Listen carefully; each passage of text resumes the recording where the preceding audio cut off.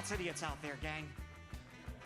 A friend of mine told me he did so much cocaine that when he woke up in the hospital, the doctor said he had enough cocaine to kill a horse. And I was like, who figured out how much cocaine it takes to kill one horse? Because that is the science I'm interested in.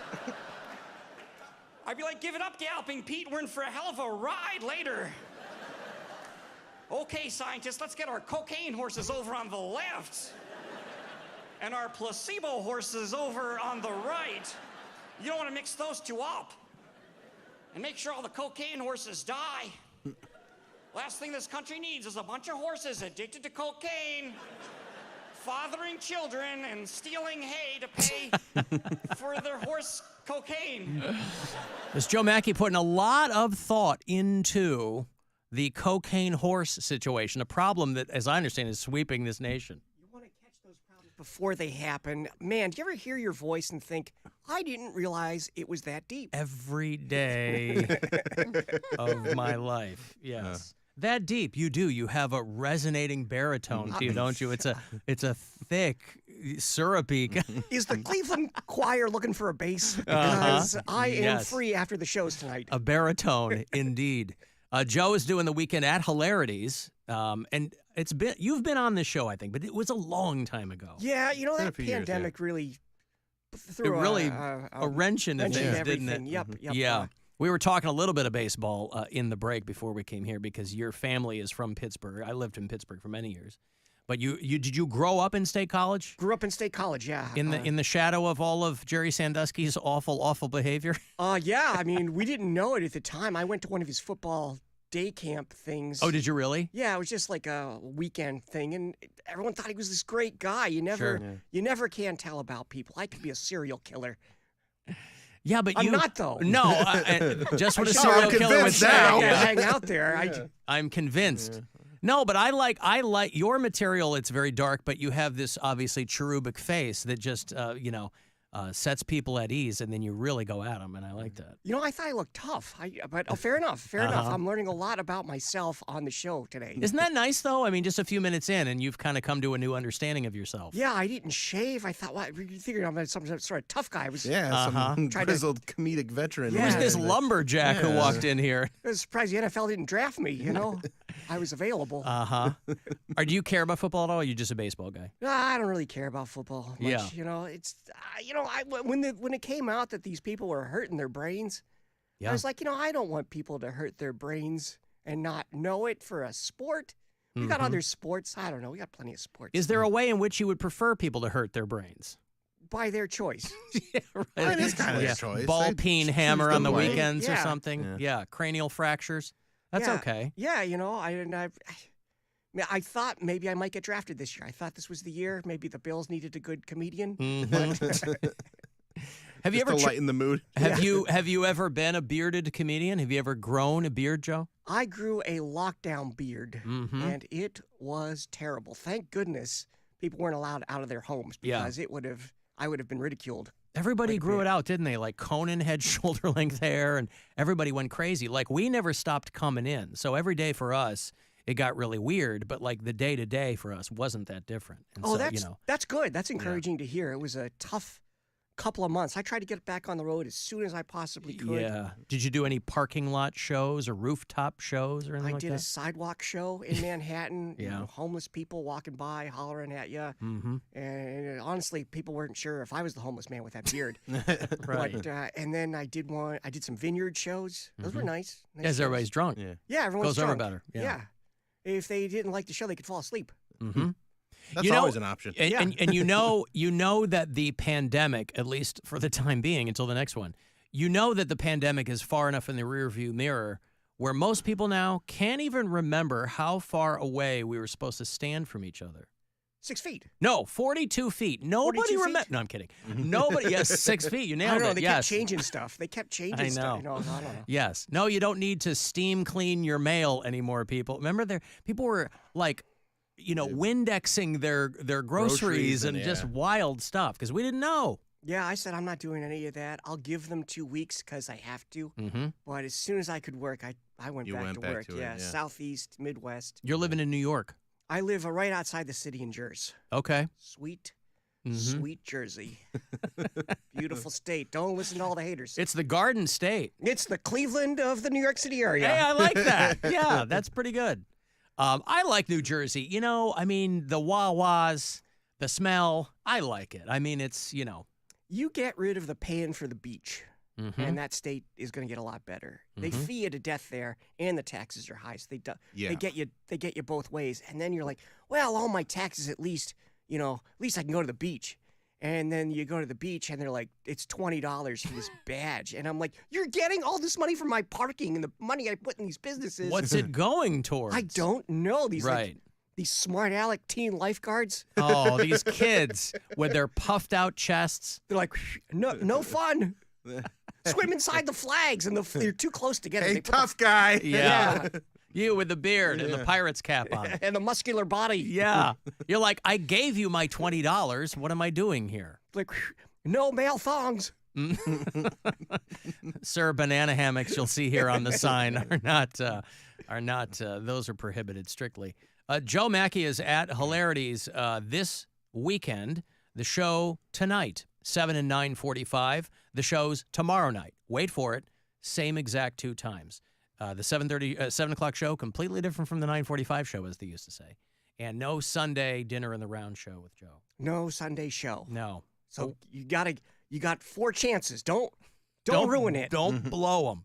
A lot of people remember you from Last Comic Standing. You were like early days of Last Comic Standing, right? I was late days, but now it's been a while. That was 2014, so it seems like early days. That's probably what I'm thinking then. Yeah, because it was like season 8 of 9. They only did one other season after mine. No one could top me.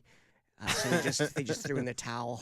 Yeah, they took a look at your sizzle reel, like, we got to bail out of this thing. They're like, let's not do a Fast and the Furious thing and just No. keep trying to. Oh, it's another contrived situation where we need criminals that drive cars to save the world. Yeah, Well, that's kind of what they did in the early seasons of Last Comic Standing, where they would try and do challenges more. Yes, and that was more like Survivor. Not good. They had the house. Yeah, they had the house, and they had everybody like, all right, try and make people laugh at a laundromat, and they're like, just let us tell jokes at a show. They're always trying to add these different things to stand-up comedy. Just do stand-up comedy. Do stand-up comedy. Oh, you want to do my show? It's in the dark. I'm like, that's a terrible idea. Someone can throw stuff at me. I don't know who's doing it. I can't even see it coming. Yeah. Cuts down on the crowd work, though. Yeah, that's a good thing. Yeah. You're like, no, you'll be wearing glasses with lights in them, but everybody else will be sitting in the dark. That'd be, if I had night vision goggles, okay, maybe that's something. Yeah. I like the crowd to be in the dark. I just want the comedian to be lit up. Yeah, That's good point. very Good important. point. Yeah. It's funny, when I went to, if you put Joe Machi's name in Machi, if you put that in Google, you know what comes up? What's up with Joe Machi is what comes up.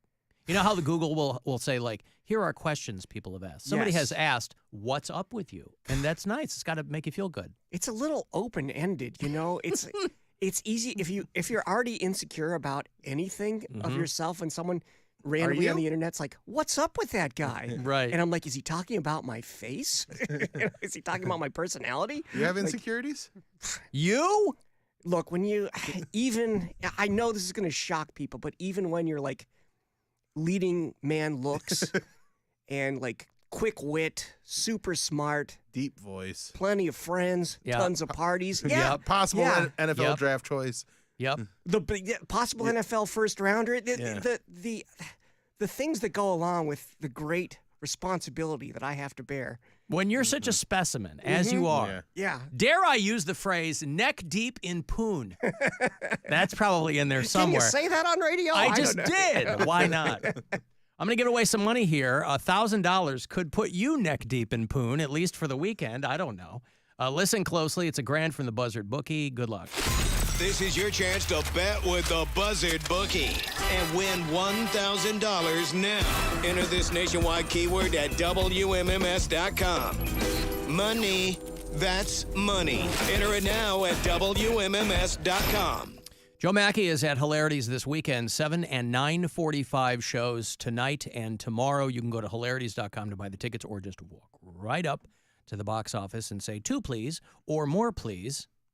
And he's a singer, he's a dancer, he's a raconteur, and he's a singer again because he's just that good. Triple threat. I can sing, I can tell jokes, and threaten. Yep, he's a noted baritone. His threats get very personal too. Yeah, they cut to the bone. I don't mess around. No, you got to go right for it. I like that a lot of your Instagram is highlighting material that isn't currently working. It's very entertaining to me. Yeah, I wanted to... The seedy underbelly of the business. Yeah, I wanted to invent something with stand-up that I hadn't seen other people do, so I decided that, like, all these quick idioms in a row would be a fun way, when a joke doesn't work, to shoehorn a bunch of punchlines in without burning a whole bunch of material. So if things don't work, it's a fun way to kind of keep the audience engaged. Mm-hmm. Yeah. How did you get, it's kind of a hacky question, but I mean, was it high school, was it college, was it earlier where you're like, this is what I want to do, and mom and dad were like, go ahead, or don't do that? You know, I was elementary school, and I thought, wow, this is such a cool job, and that was during the 80s when comedy was huge. Yeah. It was before the bust. It was the comedy boom, and it's one of those things where it's like, how do you start being a comedian? So I just put it in the back pocket, thought about it for a while, and then after college, I'm like, you know what, I'm really going to go for it. So that's when I did it. What did you... when you were in college, you didn't go to Penn State, or I did go to Penn State, okay. so it's basically the same as not going to college, but I do have a degree. And what had you studied? I studied media studies. Yeah, there you go. can Now make that's your like own, not going to college. Yeah, Yeah. it's basically high school minus. Yeah. And so you're like, were you making kids laugh in elementary school? Were you class clown material or no? I was a little too shy to be the class clown, but Okay. the people who knew me would tell people, oh, that guy's really funny, or they'd laugh, and sometimes I would say something to them, and then they would repeat it, get a laugh, and then they'd get in trouble. Yeah. That's how you know it's working, That's right? the way when to do other it. people are doing your material and it still kills. Even when they butcher the material, Right. you know, just the delivery is so important. You're like, but the source material was so strong that they could put their own twist on it, Mm-hmm. and it wouldn't screw anything up. Where did you start in New York? Yeah, I did a few open mics at college, but there was no real scene. There was nowhere to Yeah. do it. So I ended up going to New York. Jerry Seinfeld had this documentary called Comedian. Yeah. And I then love that Him and documentary. Orny great Adams. documentary. Yeah. Have you ever watched it with the commentary on? Oh my goodness, It's the my commentary is favorite. It's amazing. the best part. my When fa- Orny Adams is in the cab and he's like, and people are afraid of me, and I'm okay with that. And Jerry goes, no one's afraid of you. No one's afraid of you. And then my favorite part is when Colin Quinn doesn't understand the cancel the cheesecake joke. Oh, yeah. Oh, we're out of the cheesecake. Then cancel it. And Colin's like, yeah, cancel it. Well, you can't cancel it if they're out of it. But in it, he goes to all these different clubs. Yeah. So it was really before the internet was that great. Bro, yeah. So it, like, introduced me all these clubs and like how to try to succeed. The comic strips website detailed this process to pass for this thing called late night, which was after the regular show ended. If you passed, if they thought you had a little bit of potential, they'd throw you on and say, well, the show's over, you paid your check, but you can stay if you want. And I got to do that. That's cool. I would see you on Red Eye occasionally. I'm not a big Fox News watcher, but I know when you were on that they had a pretty good rotation of people that were like genuinely funny. It was kind of a different world back then. Things were much less contentious. So Yes. it's like Red Eye really ran the gambit of guests that people you couldn't believe were on Fox News. But it was also on at 3 a.m. So Right. it was a lot of fun. It was much more looser. Well, they weren't tethered to all the nonsense during the day and at night. Right, They were kind of on an island over there. Yeah, kind of was wacky. Yeah. I mean, I love doing Gutfeld, but sometimes I wish we were on at 3 a.m. Yeah, when do you still do his show? Yeah, I actually guest hosted on Monday. Oh, this past Monday? Yeah, which is like a big deal for me. I never hosted a show. I didn't know if I could do it, but it actually went pretty well. How much notice did they give you on that? I was supposed to do it Friday, but we got preempted the night before due to breaking news. So they moved those guests to Friday, and then I ended up getting to Monday. It was like one of those things where it's like, you ever really excited about something but also nervous, and then you get a reprieve, and you're not sure if it's a good thing because You're like, relieved, kind Yeah. of. You're relieved, but you're also But like, you're also prepared, oh. and you're like, I was ready to do this, and you don't get the satisfaction of like either I did it or didn't. Yeah. Yeah. So just Yeah. kind of in limbo over the weekend. Right. Yeah. But it went okay. Like I get that with the gym a lot. Yeah. being at the helm of that format was okay. Yeah, and I was worried about, it's a weird thing, but you got the producer in your ear, Yes. and I was worried that I would answer them when they say stuff. But at least that audience knows you. You're Yeah. not some guy from out of nowhere. They go, "Who's this Jamoke?" And then you're. Yeah. I just thought it would be embarrassing if, like, okay, Joe, you're going a little too fast. Slow down. I'm like, okay, guys, I'll slow down. Just Have you seen the comedian who talks to himself? It's like Gaffigan doing that high-pitched voice on the side, That's your new hook. Joe Machi is at Hilarities tonight and tomorrow, 2 shows. And you can go to hilarities.com, 7 and 9:45. And his website, what's the website? It's Joe Machi. It's not Joe Machi. JoeMachi.com, yeah. That website, it's like from 1996. I love it. I love the It's like yeah. Comic Sans or seriously. something. It is. I love it. Call me crazy, Old but school calendar on there. And I'll see open micers with these amazing websites, and I'm like, put less in your website and more into your jokes. into Like, your writing, yeah. It's like all you need is your dates. Well, Like, they're graphic designers, right? Yeah, that's that's- like their day gig. Yeah. Yeah. But if you spend half as much time on the material as you did on the website, yeah, you really don't need a great website. Like, Right. You need the dates and you need the link to, whatever special you have or albums or whatever. But all yeah, you real, need. All real, you need. real simple. are you out on the road a lot, or do you kind of do it just intermittently throughout the year? I rarely say no to a gig, so Okay. I'm on the road a lot. I mean, next week I'm in Royal Oak. Last week I was in Springfield. I got Austin and Raleigh in the same weekend coming up. Yeah. Tampa, Vegas. Like, it just never ends. But I love it. Like, it's fun going on the road. The worst part is the travel, but it's like performing is great. It's Sure, yeah. so much fun. Usually the shows are good.